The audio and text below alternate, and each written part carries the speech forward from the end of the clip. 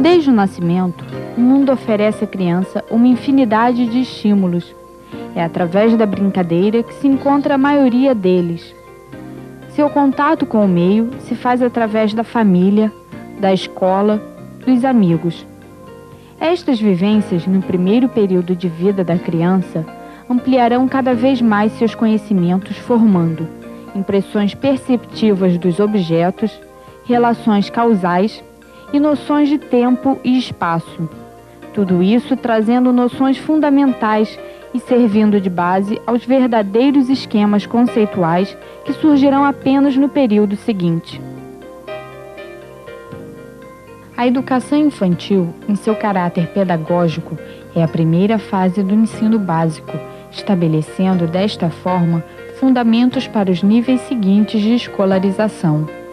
Nesta fase escolar, a criança surda utiliza-se de diferentes modalidades linguísticas, encontrando subsídios para acompanhar de forma mais efetiva o conteúdo curricular.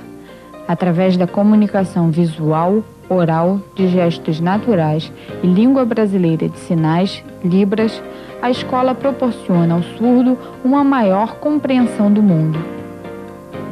O currículo para esta fase tem suas bases nas etapas do desenvolvimento infantil e na relação da criança com o social, oferecendo-lhe vivências lúdicas onde sua fantasia e imaginação são condições ideais para o processo de aprendizagem.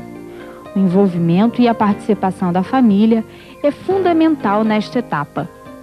A parceria entre a escola se faz permanente, através de reuniões e durante as atividades pedagógicas, onde as famílias poderão acompanhar o desenvolvimento de seus filhos. Atividades. Na educação infantil do Instituto Nacional de Educação de Surdos, INES, todo o trabalho é realizado em equipe de diferentes áreas, mas com objetivos em comum, ao desenvolvimento pelo professor de sala de aula, complementando e enriquecendo todas as atividades realizadas. Biblioteca infantil. As histórias infantis trazem para a criança um mundo infinito.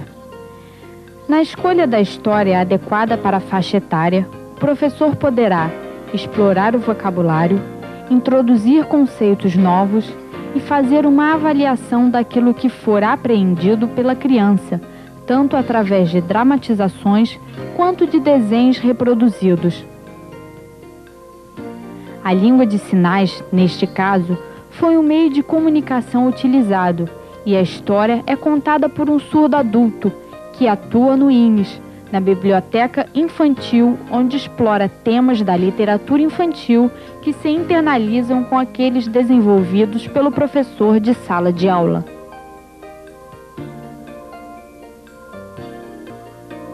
Língua brasileira de sinais, Libras.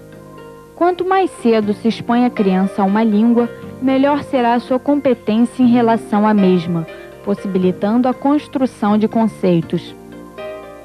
Para a criança surda, a falta de uma língua torna-se um entrave para que a aprendizagem se concretize em sua totalidade. No INES, a língua de sinais é trabalhada por monitores surdos. Isto traz grandes vantagens para o professor de sala de aula, pois a compreensão de mundo que a criança adquire através desta língua traz consequências positivas para o desenvolvimento das atividades propostas.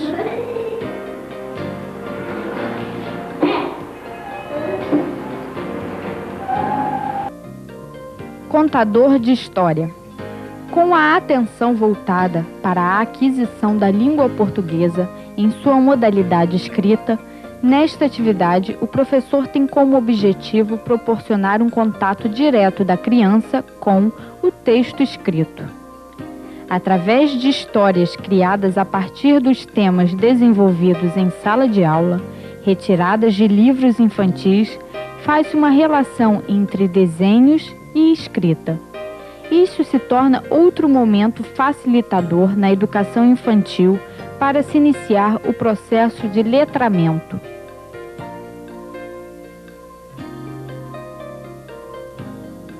Fonoaudiologia.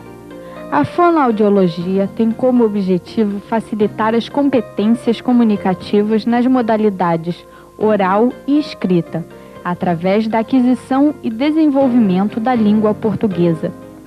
Acredita-se com isso que este atendimento deva ser o mais precoce possível. Informática educativa. O computador tornou-se um grande facilitador para a aquisição de conhecimentos. Com sua comunicação visual, além do contato com o objeto, a criança da educação infantil o explora com grande interesse e prazer. Nesta atividade, a criança tem oportunidade de desenvolver sua criatividade, seu raciocínio lógico e cognitivo e as percepções. Educação física. A criança adquire seus primeiros conhecimentos através do próprio corpo. Reconhecer e utilizar suas possibilidades traz imenso prazer. A educação física, através do jogo simbólico, busca explorar o corpo e o movimento, a relação da criança com os outros, com os objetos e com o espaço. Nesta atividade, valoriza-se tanto as potencialidades da criança quanto se estimula a criatividade. Para que seu principal objetivo, que é o conhecimento do corpo, seja alcançado, as atividades devem ser feitas em diferentes espaços, de preferência ao ar livre. Psicomotricidade. Sendo mais uma atividade que envolve o próprio corpo neste conhecimento de mundo, a prática psicomotora educativa, através da expressividade motora livre da criança e do jogo simbólico, tem como objetivo favorecer o desenvolvimento da comunicação, da criatividade e do pensamento operatório, ou seja, visa auxiliar a criança no processo de maturação que vai do prazer de agir ao prazer de pensar.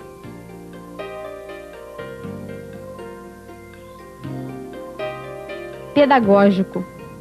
As atividades de sala de aula são elaboradas com o objetivo de facilitar situações de aprendizagem nas áreas de conhecimento.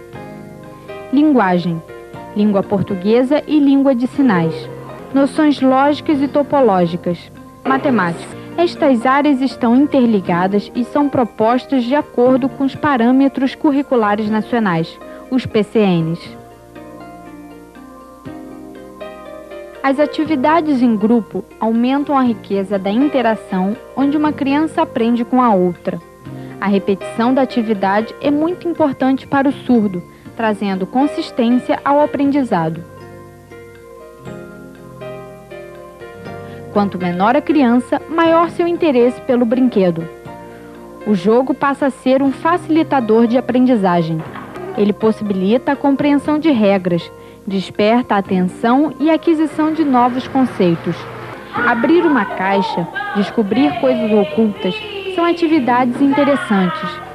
Pode-se aproveitar este momento de bastante riqueza para a comunicação, nomeando objetos e fazendo questionamentos, aumentando o prazer da descoberta. Avaliação. Avaliar é refletir sobre o processo ensino-aprendizagem. Nesta postura, o professor pode modificar seu trabalho de forma positiva e, por outro lado, perceber com mais clareza o aluno, dando-lhe mais atenção para que desenvolva melhor seu potencial. Na educação infantil, a avaliação é feita durante todo o processo. Porém, o assunto que vinha sendo desenvolvido pode ser melhor explorado e avaliado durante um passeio ou uma comemoração. Avalia-se desta forma o grau de autonomia da criança, sua compreensão global e outros pontos relevantes.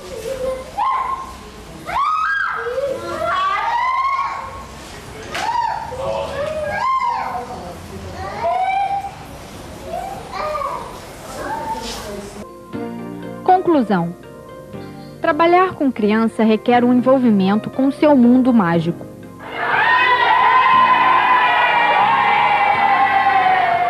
As atividades da educação infantil não devem perder de vista o desenvolvimento global do aluno, suas necessidades e interesses, considerando que os primeiros anos de vida de uma criança são muito importantes para seu desenvolvimento físico, social, emocional e mental.